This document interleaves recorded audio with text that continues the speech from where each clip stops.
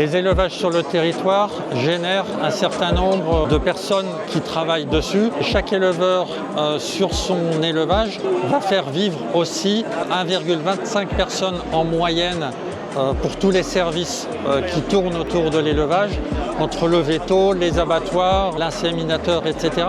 Et selon les productions, on oscille entre 0,6 jusqu'à 6 ETP. Sur la viande bovine, on est autour de 1,5. Il faut produire des aliments issus des animaux avec autre chose que des protéines qu'on pourrait mettre dans notre assiette. Le soja, on peut le manger. Le blé, on peut le manger, en partie. Donc il faut plutôt nourrir les animaux avec la fraction non consommable. Et là, les ruminants, ils sont irremplaçables parce que personne ne mange d'herbe, surtout quand c'est de l'herbe sur des territoires comme l'Aubrac, l'Aveyronais, le Grand Massif central, le Charolais, la Normandie, il y a de l'herbe. Là, le ruminant, il est fantastique parce qu'il est créateur d'aliments. Il n'est pas du tout en compétition.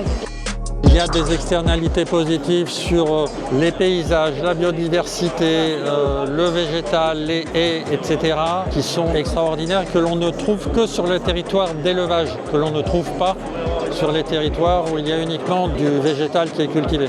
La race Aubrac, elle contribue largement à garder des espaces ouverts, en quelque part aussi à entretenir la qualité de l'eau. Elle permet de mettre en richesse des territoires qui sont souvent handicapés. On le voit sur les Causses, on le voit sur les zones sud-méditerranéennes.